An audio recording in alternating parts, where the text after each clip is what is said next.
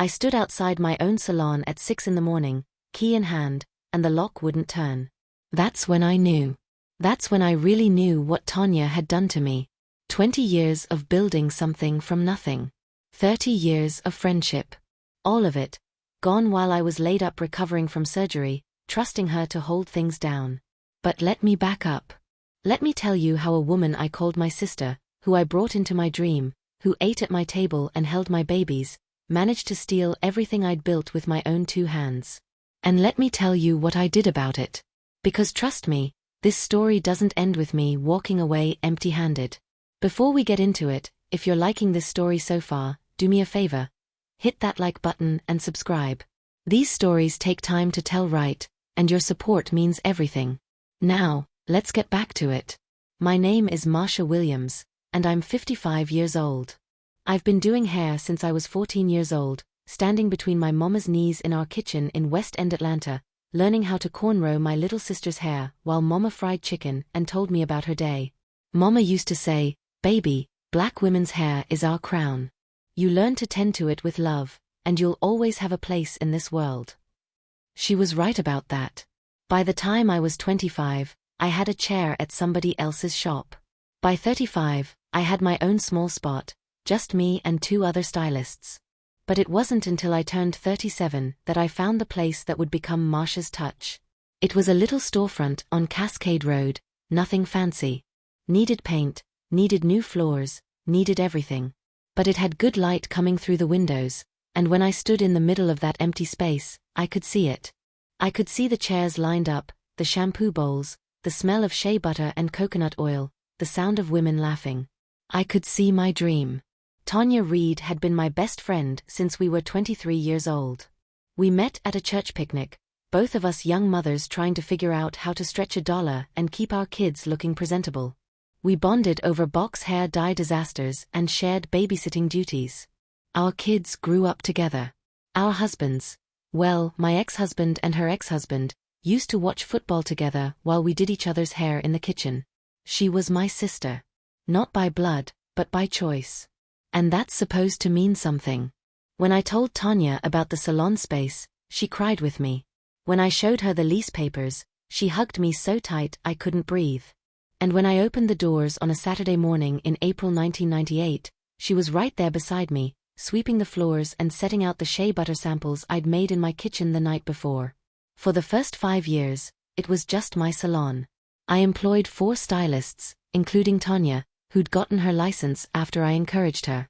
She was good with natural hair, patient with the little girls who were tender-headed, gentle with the older ladies who wanted their edges laid just right. The shop became what I dreamed it would be. A place where black women could come and feel safe, feel beautiful, feel seen. We didn't just do hair. We listened to divorce stories and job complaints. We celebrated promotions and new grandbabies. We prayed over women going through chemo, and we made them beautiful wigs that looked so natural nobody could tell. We were family. Marsha's Touch wasn't the biggest salon in Atlanta, but it was ours. And every woman who walked through that door knew she'd be treated like royalty. It was in 2010, 12 years after I opened, that I made the decision that would change everything. My youngest daughter was getting married, and I was stretched thin, financially and emotionally. The recession had hit us hard. Clients were coming less often, stretching their appointments from 6 weeks to 8 to 10. I was behind on the lease, behind on utilities. I was working 7 days a week, doing hair from 9 in the morning until 9 at night, and I was tired. Bone tired. The kind of tired that settles in your soul. Tanya pulled me aside one evening after everyone had gone home. We were sitting in the styling chairs, shoes off, feet aching. "Marsha," she said. "Let me help you." I looked at her. "You already help me, T. You're here 6 days a week." "No," she said. "I mean really help you. Let me be your partner. Let me invest. Let me take some of this weight off your shoulders." I should have thought about it longer. I should have talked to a lawyer, drawn up real papers, protected myself. But I was tired, and she was my best friend, and I trusted her with my life. So I said yes. Tanya put in $15,000, her divorce settlement money. In exchange, I added her name to the business license, gave her access to the accounts, made her a full partner in Marsha's touch. We celebrated with champagne and cupcakes, right there in the salon, just the two of us. "We're going to build something amazing together," she told me, raising her plastic cup. "Sisters in business. Sisters for life." I believed her. For a while, it seemed like the right decision. Tanya took over managing the books, handling vendor orders, dealing with the landlord. It freed me up to focus on what I loved, doing hair, training the younger stylists, developing new products. I started making my shea butter blends and hair oils in bigger batches, selling them at the salon and at local black expos. Women loved them. They'd come back asking for more of the rosemary mint scalp treatment, or the hibiscus hair oil that made their curls pop. Business picked up. We hired 2 more stylists. We renovated the back room and added 2 more shampoo bowls. Marsha's touch was thriving again. And Tanya was right there, smiling, congratulating me, calling herself my right hand. I had no idea what she was planning. In March of 2018, I started having problems with my knee. Years of standing on salon floors had worn down the cartilage, and my doctor said I needed surgery. Nothing major, he assured me. Arthroscopic procedure, minimal recovery time. I'd be back on my feet in 6 weeks. I didn't want to close the salon for that long, so Tanya offered to run things while I recovered. "You just focus on healing," she said, squeezing my hand the night before the surgery. "I've got everything under control. Don't worry about a thing." My daughter drove me to the hospital, and Tanya sent flowers to my room with a card that said, "Rest up, Queen. Your throne will be waiting." The surgery went fine. I spent the first week at my daughter's house, doped up on pain medication, sleeping more than I'd slept in 20 years. My daughter wouldn't let me look at my phone. "Mama, Tanya said she's handling everything. You need to rest." So I rested.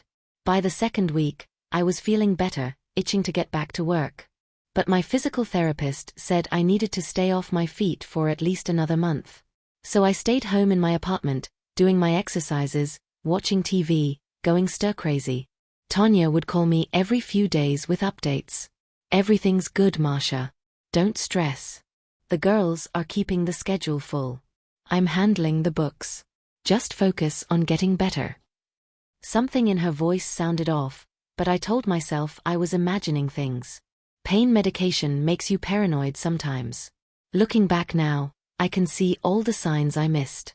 She stopped sending me photos of the salon. She started being vague about which clients were coming in.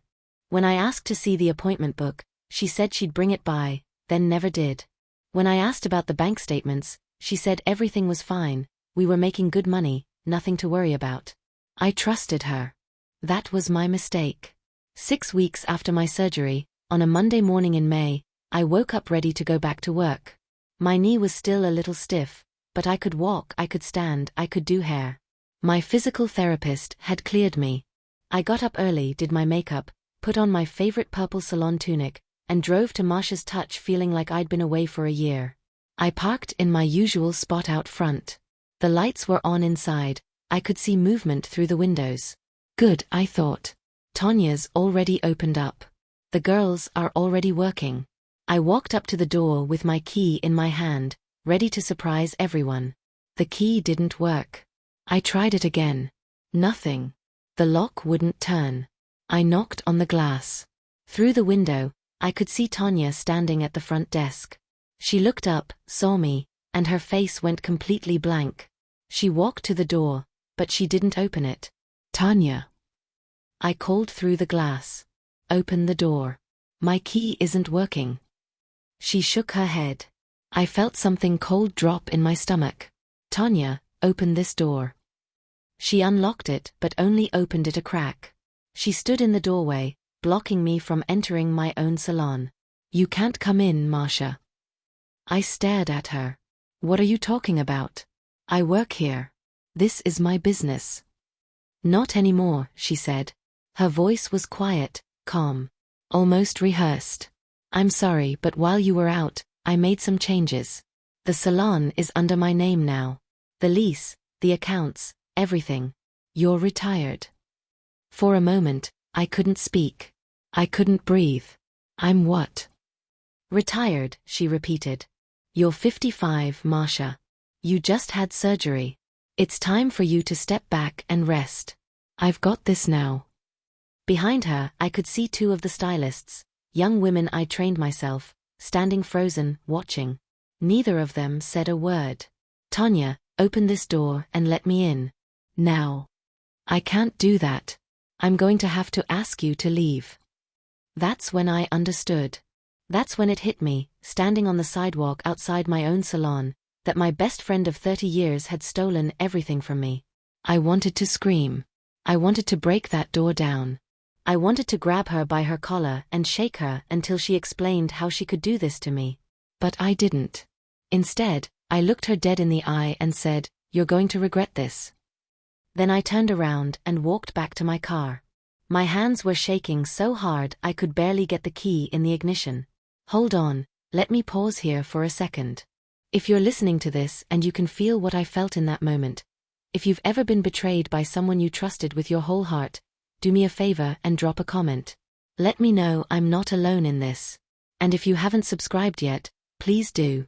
These stories matter, and I appreciate you being here. Now let's keep going, because this is where it gets real. I drove home in a daze. I couldn't think straight. I couldn't process what had just happened. When I got to my apartment, I called Tanya's phone. It went straight to voicemail. I called the salon's main line.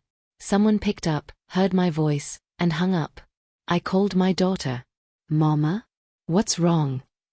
I couldn't even get the words out at first. When I finally told her what happened, she was silent for a long moment. Then she said, "I'm coming over. Don't do anything until I get there." She showed up 30 minutes later with her husband, Marcus, who works in finance. They sat at my little kitchen table while I paced back and forth, trying to explain. She changed the locks. She said the salon's in her name now. She said I'm retired. I don't understand how she could. "Mama, stop," my daughter said. "Sit down. We need to think about this clearly." Marcus pulled out his laptop. "Do you have copies of the business documents? The partnership agreement? The lease?" I froze. We didn't have a formal partnership agreement. We just added her to the business license and the bank accounts. I trusted her. Marcus closed his eyes. "Marsha, please tell me you at least have copies of the original documents showing you as the owner." "They're at the salon. In the file cabinet. The salon you can't get into anymore." That's when it really hit me. That's when I realized how completely Tanya had outmaneuvered me. I had no documents. No proof. No lawyer. No formal partnership agreement that protected my interests. I had built Marsha's touch from nothing, poured 20 years of my life into it, and I had nothing to show for it. My daughter held my hand while I cried. Not loud, dramatic crying. Just silent tears running down my face while I stared at the wall. "We'll figure this out, Mama," she said. "We'll get a lawyer. We'll fight this." But Marcus shook his head. "It's going to be expensive. Really expensive. And if Tanya transferred the lease into her name legally, if she changed the business accounts, and if Marsha doesn't have documentation proving sole ownership." He didn't have to finish. I understood. Fighting this would cost tens of thousands of dollars I didn't have. And I might lose anyway. The next few weeks were the darkest of my life. I couldn't eat. I couldn't sleep. I'd lie awake at 3 in the morning, staring at the ceiling, replaying every conversation I'd ever had with Tanya, looking for the signs I'd missed. How long had she been planning this? Months? Years? Had she smiled in my face while plotting to take everything from me? I found out through other people what she'd been telling my clients. She'd told them I'd decided to retire because of my health. She'd told them I'd asked her to take over the salon because I trusted her to carry on my legacy. She'd told them I was fine with it. Some of my longtime clients called me, confused, asking if it was true. I told them the truth, that Tanya had stolen my business while I was recovering from surgery. Most of them believed me. A few of them didn't. And that hurt almost as much as the betrayal itself. The salon that had been my life for 20 years was now a place I couldn't enter. My name had been scraped off the window. The sign now said Touch of Beauty by Tanya. Even my tagline, where every woman gets her crown, was gone. She'd erased me. I spent a lot of time crying. I spent a lot of time angry. I spent a lot of time wondering if I should just give up, get a job at somebody else's salon, work for someone else for the rest of my life. But then I remembered something my mama told me before she passed. "Baby," she'd said, holding my hand in her hospital bed. "When somebody tries to take your crown, you don't beg for it back. You build yourself a bigger, better one. You hear me?" I heard her. And I decided that's exactly what I was going to do. I started small. Smaller than I'd been in 30 years. I set up a styling station in the corner of my apartment. One chair, one mirror, a card table with my tools. I posted on Facebook that I was offering house call services for anyone who couldn't make it to a salon. Elderly women, working mothers, people with mobility issues. The response was immediate. My first client was Miss Dorothy, an 80-year-old woman from my church who couldn't drive anymore. I went to her house, washed and styled her hair in her kitchen, and when I was done, she held both my hands and said, "Baby, this is what service looks like. Coming to us. Meeting us where we are." That's when the idea clicked. I started going to people's homes. I did hair in living rooms and kitchens. I did hair in nursing homes. I did hair for women who were bedridden, who hadn't felt beautiful in months, who cried when they saw themselves in the mirror with their hair done. And people started filming it. One woman's daughter recorded me styling her mother's hair after her chemo treatments, creating a beautiful wig that looked so natural the woman wept with joy. She posted the video on Instagram with the caption, "This is Marsha. She came to our house and made my mama feel beautiful again. This is what love looks like." The video went viral. 50,000 views in 3 days. Then 100,000. Then 500,000. My phone started ringing off the hook. Women wanted to book house calls. Women wanted to know where they could buy my shea butter and hair oils. Women wanted to know my story. I told them the truth. I told them about Tanya. I told them about losing everything. I told them about starting over at 55 with nothing but my skills and my faith. And they supported me. Within 3 months, I couldn't keep up with the demand. I was doing 3, 4, 5 house calls a day. My knee was starting to hurt again, but I couldn't stop. I needed the money, and more than that, I needed to prove to myself that I could rebuild. My daughter suggested I turn my hair products into a real business. "Mama, people are asking for your shea butter constantly. You're making it in batches in your kitchen. What if you scaled up? What if you started a product line?" I didn't have the money to manufacture products professionally. But I had something better. I had a community of women who believed in me. I launched a crowdfunding campaign. Help me rebuild after betrayal. I told my story, showed pictures of me making products in my tiny kitchen, explained my vision for a line of natural hair care products that honored Black women's hair the way it deserved to be honored. I asked for $15,000. I raised $42,000 in 30 days. I cried when I hit the goal. Not sad tears this time. Grateful tears. Overwhelmed tears. I used that money to work with a small manufacturer, to create proper labeling, to get my products tested and certified. I called the line Reborn by Marsha. Because that's what I was doing. Being reborn. The first products launched in January 2019. Shea butter blends, hair oils, scalp treatments, edge control. I sold them online and at local Black-owned stores. They flew off the shelves. By summer, I had a contract with 3 beauty supply stores in Atlanta. By fall, I was in stores in Birmingham and Charlotte. By Christmas, I was shipping products across the country. And people kept asking, "When are you opening a new salon?" I didn't have an answer yet. But I knew it was coming. In 2020, during the pandemic when everything shut down, I kept working. I pivoted to virtual hair consultations, teaching women how to care for their natural hair at home. I packaged product bundles with video tutorials. I built an online community of thousands of women who trusted me to guide them through their hair journeys. When the world opened back up, I was ready. I found a space, not on Cascade Road where Tanya had my old salon, but in a better location in Midtown. It was huge. 3,000 square feet.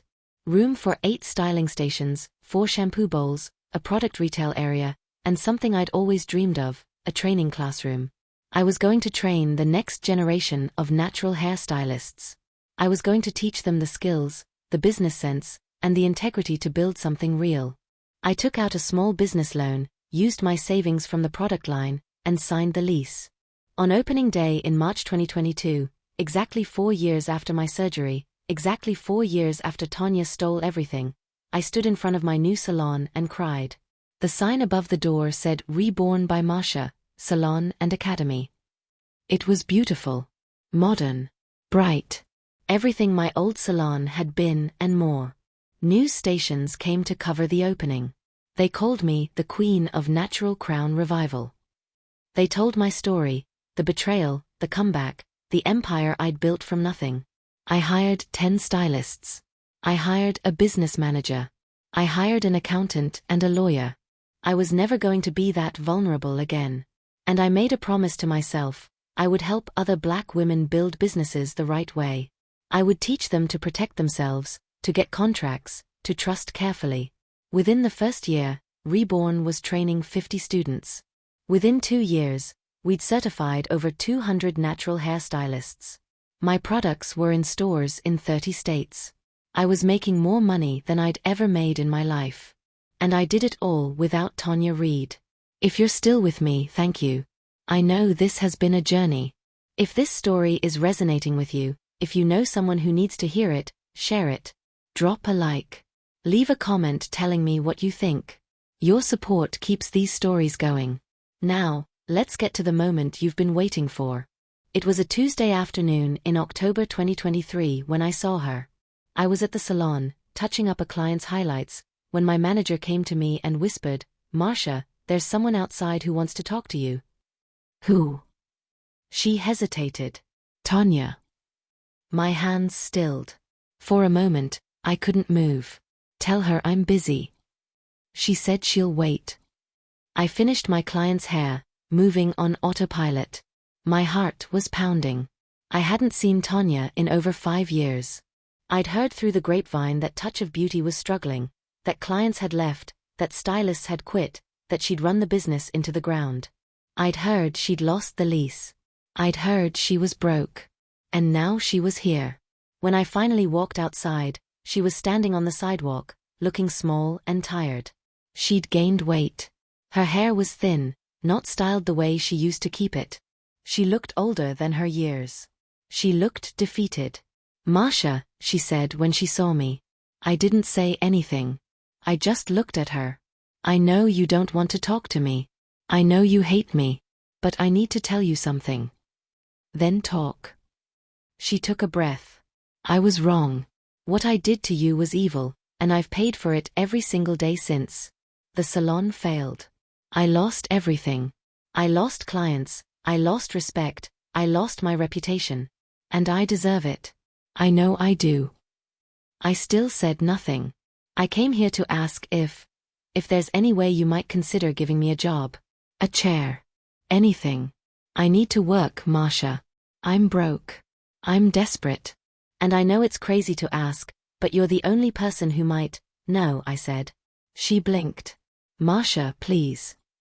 You stood in the doorway of my salon, the business I built from nothing, and you told me I was retired. You erased my name from the door. You told my clients I was done. You took everything from me when I was at my weakest." "I know, and I'm so. You took my dream, Tanya. The thing I worked for 20 years to build. You looked me in the eye and you took it." She was crying now. "I'm sorry. I'm so sorry. I don't know what else to say." I took a step closer to her. "You want to know the truth? Part of me wanted you to show up here. Part of me wanted you to see what I built without you. Part of me wanted you to feel even a fraction of what I felt that morning when you wouldn't let me into my own business. Marsha. But I'm not going to give you a job. I'm not going to save you. You made your choices. You live with them. I turned to walk back inside. "Please," she said behind me, her voice breaking. "I have nothing. No money, no job, no friends. Everyone knows what I did. No one will hire me. I'm begging you." I stopped. I looked back at her. And I said the words I'd been waiting years to say. "God saw everything you did. And he saw how I rose anyway." Then I walked into my empire, the one I built without her, the one she could never touch, and I didn't look back. That was over a year ago now. I heard Tanya left Atlanta, moved to Alabama to live with her sister. I heard she's working at a fast food restaurant now, barely scraping by. Do I feel bad for her? Sometimes. In the middle of the night, when I can't sleep, I think about our friendship. I think about the good times we had, the dreams we shared, the way she used to make me laugh until I cried. And then I remember what she did to me, and the sympathy fades. I'm 57 years old now. Reborn by Marsha has become one of the most successful Black-owned hair care lines in the Southeast. My salon and academy have trained over 500 stylists. I just signed a distribution deal that will put my products in major retailers nationwide. I'm building generational wealth for my children and grandchildren. I'm creating jobs in my community. I'm teaching young women how to protect their dreams and build with integrity. I did all of that in the aftermath of the worst betrayal of my life. People ask me sometimes if I regret making Tanya my partner, if I regret trusting her. Here's what I tell them: I regret not protecting myself better. I regret not getting everything in writing. I regret being naive about business. But I don't regret rebuilding. I don't regret rising.